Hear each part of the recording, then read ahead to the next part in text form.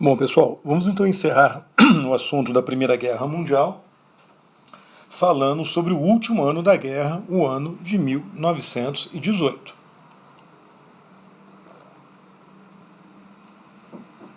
Nós vimos o seguinte, que em 1917 ocorreram duas mudanças no rumo da Primeira Guerra Mundial. A Revolução na Rússia, que levou à derrubada da monarquia, a criação de um governo provisório de centro-esquerda, só que esse governo acabou sendo derrubado em novembro na famosa Revolução Bolchevique ou comunista, os bolcheviques, liderados por Lenin Trotsky e com apoio dos sovietes, derrubaram o tal governo provisório, se instalaram no poder, iniciaram a construção da União Soviética, mas também começaram a negociar um acordo de paz com a Alemanha, porque eles haviam prometido retirar a Rússia da guerra, né, se tomassem o poder. Então tudo indicava que a Rússia sairia da guerra, favorecendo a Alemanha. E a segunda mudança que a gente viu foi a entrada dos Estados Unidos, precipitada aí pelos ataques dos submarinos alemães à navegação mercante americana, mas também influenciada, a decisão americana de entrar na guerra, ela foi em grande parte também influenciada pela descoberta de uma proposta de aliança militar da Alemanha com o México, proposta que o México não aceitou, mas que deixou, né, os americanos alarmados. Além disso, como a gente viu, havia uma forte ligação econômica entre Estados Unidos, Grã-Bretanha e França. E temia-se o empresariado, o próprio governo americano, banqueiros, temiam que um colapso da Grã-Bretanha e da França diante de uma nova investida alemã, caso a Rússia saísse da guerra, levasse a uma crise econômica de grandes proporções, porque Grã-Bretanha e França não poderiam pagar a sua dívida, ou a dívida adquirida com os Estados Unidos. Então, evitar a derrota da Grã-Bretanha e da França era fundamental para assegurar os empréstimos e investimentos americanos feitos na Europa Ocidental, feitos na Entente. Então foi nesse cenário que a gente chega no ano de 1918. Em janeiro, o presidente dos Estados Unidos, o presidente Wilson, propôs um acordo de paz, um plano de paz, conhecido como os 14 pontos do Wilson. Não era só uma proposta de paz, era a proposta também da construção de uma nova ordem internacional pós-guerra, inspirada no idealismo de cunho liberal. Isso é chamado de internacionalismo liberal, ou muitas vezes de wilsonianismo, em relação ao nome do presidente Wilson. Ele propôs a criação de uma Liga das Nações para garantir a paz mundial e evitar novas guerras no futuro, acordos que assegurassem o livre comércio, acabando com o protecionismo, a devolução dos territórios ocupados, a redução dos armamentos, a autonomia nacional para os povos da Áustria-Hungria e do Império Otomano, o que implicaria, né, no direito da Bósnia ficar independente. Esse plano ele foi visto com relutância, com desconfiança pela Grã-Bretanha e pela França, que achavam que a autonomia nacional poderia significar estímulo à descolonização dos seus impérios. A Alemanha também não aceitou porque ela aparentemente iria vencer a guerra, mas o ponto foi importante porque ele serviu depois de base para as negociações de paz na Conferência de Paris pela elaboração do Tratado de Versalhes, quando então foi criada a Liga das Nações. Bom, mas ele não foi aceito nesse momento.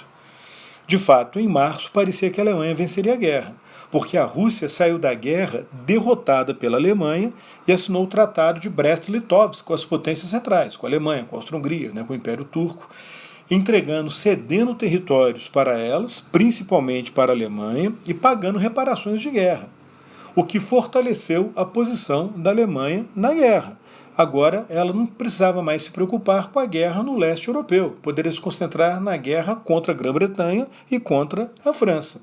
De fato, entre março e julho, ela lançou uma nova ofensiva contra as trincheiras aliadas, francesas, britânicas e agora também americanas. O exército americano já tinha chegado, boa parte dele na França, e que foi uma nova ofensiva e decisiva. No início, os alemães até romperam as defesas francesas e britânicas, mas aí foram perdendo pique, sobretudo quando tiveram que enfrentar os americanos. Nem tanto porque o soldado americano fosse melhor que o soldado alemão, mas era um soldado mais descansado, mais bem nutrido. Os americanos estavam chegando na casa de 300 mil soldados por mês. Então, enquanto os alemães estavam cansados, esgotados, franceses e britânicos também, os americanos tinham essa vantagem. Né? Resultado, a resistência, no final, francesa, britânica e americana, conteve o avanço alemão. E esse avanço, pessoal, foi daquele do tipo tudo ou nada, porque a Alemanha também já estava exausta, cansada. Ela venceu a Rússia, mas a um custo muito elevado. Né? Então, esse ataque foi daquele do tipo tudo ou nada mesmo. Ou a Alemanha vencia de vez os aliados nessa última ofensiva, ou, se a ofensiva fracassasse, a Alemanha não teria mais condições de continuar a lutar.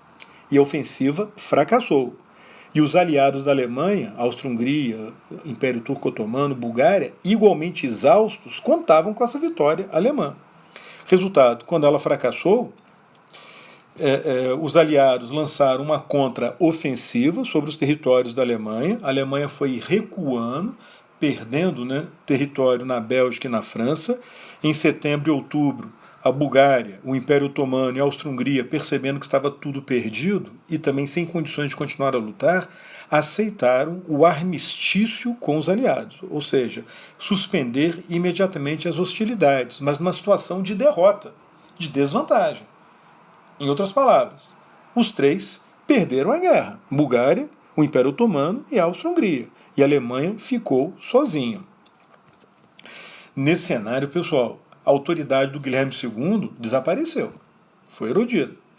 No final de outubro, ocorreu um episódio famoso, a Marinha Alemã, que não havia praticamente participado, a Marinha que eu me refiro à esquadra de superfície, encouraçados, cruzadores e tal, que teve um desempenho muito medíocre e pouco atuante na guerra. Teve uma grande batalha chamada Batalha da Jutlândia entre a Marinha Alemã e a Marinha Britânica lá no Mar do Norte.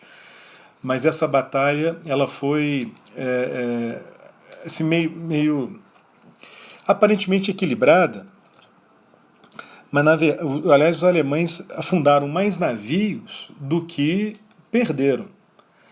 Porém, a perda para os britânicos ela foi mais suportável, porque a Grã-Bretanha tinha uma marinha maior do que a marinha alemã. A batalha foi em 1916. Então os alemães ficaram tão chocados com as perdas que eles tiveram nessa batalha que o Guilherme II resolveu deixar a marinha de guerra alemã nos portos e ficou usando só submarinos, que ele achava mais seguro e mais eficiente. Então, quando foi ficando claro que a Alemanha perderia a guerra, para os almirantes alemães é uma questão de honra. Uma batalha final, naval, contra a Grã-Bretanha, numa missão suicida. A marinha alemã seria destroçada pela marinha britânica, mas afundaria vários navios britânicos, né, nessa história toda, e afundaria, né, com honra, né, porque lutou no final. Uma coisa assim, né, meio irreal, irracional, mas era o plano deles. Só que não era a vontade dos marinheiros, que estavam exaustos, cansados da guerra. Então, quando chegou a notícia de que eles iriam ser enviados, né, para uma batalha suicida contra a Grã-Bretanha, os marinheiros se amotinaram. Motim é uma revolta, né, militar, de soldados, né, ou de marinheiros. Os caras assumiram o controle dos navios de guerra ainda nos portos da Alemanha, lá no norte da Alemanha. O motim contagiou os operários, que lançaram uma greve geral, fizeram uma revolta, isso em plena guerra, com os aliados avançando na direção da Alemanha. Parecia que a Alemanha ia seguir, né, o roteiro da Rússia. A situação foi ficando insustentável.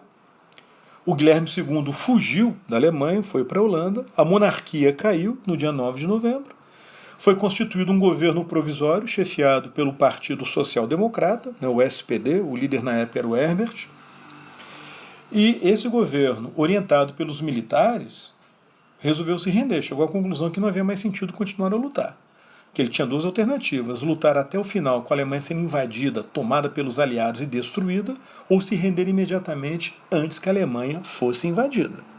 Prevaleceu o bom senso e a segunda alternativa, dos males, né, o menos pior, como as pessoas dizem, era se render naquele momento.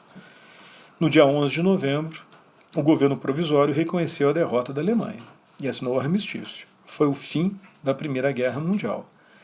Acontece, pessoal, que realmente o contexto da rendição alemã foi um contexto muito estranho. A Alemanha não chegou a ser invadida. O exército alemão ainda ocupava parte da Bélgica e parte da França, Estava recuando, é verdade. Mas ainda estava lá lutando na França e na Bélgica. As indústrias alemãs estavam intactas. Faltava dinheiro, faltava comida, faltava matéria-prima. A população estava passando fome e morrendo de fome, mas a base industrial continuava intacta. Então, para os nacionalistas mais radicais, aquilo era inexplicável, a rendição era inexplicável. Nós fomos invadidos? Não. Nós fomos expulsos da Bélgica e da França? Não, a gente continua lá. Perdemos território, mas continuamos lá. Nós perdemos a guerra para a Rússia? Não, nós vencemos a Rússia na guerra e adquirimos territórios no leste europeu. As nossas indústrias foram destruídas? Não, elas continuam intactas. Então por que a gente se rendeu? Na visão desses nacionalistas radicais só tinha uma explicação. A rendição foi uma decisão precipitada, traiçoeira do governo revolucionário. Um governo de marxistas liderados por um socialista que era judeu. E a gente viu, quando nós estudamos a Belle Époque, que o antissemitismo era muito forte na Europa e já havia aquela associação entre marxismo e uma teoria da conspiração judaica de dominar a Europa, dominar o mundo, uma coisa assim absurda, mas as pessoas acreditavam, os nacionalistas antissemitas acreditavam nisso. Então, para eles, pessoal, foi tudo parte de um plano alemão, um plano social-democrata, um plano marxista para tirar a Alemanha da guerra e deixá-la enfraquecida e sendo parte de um processo revolucionário muito maior. Nascia com isso o famoso mito da facada nas costas. A ideia de que a Alemanha foi derrotada pelo seu próprio governo. Esse mito da facada nas costas tinha uma contrapartida. A ideia de que, no fundo, a Alemanha era invencível. A ideia de que, no fundo, a Alemanha poderia ter vencido a guerra se ela tivesse um governo mais comprometido, né, com a vitória. Esse mito da facada nas costas, então, criou a ideia de que o exército alemão era invencível, de que uma nova liderança poderia levar a Alemanha a se recuperar e a vencer a guerra, e foi uma das bases do desenvolvimento do nazismo, como nós vamos ver. Ok? No próximo vídeo a gente fala das consequências da guerra de uma maneira geral. É isso aí. Até a próxima.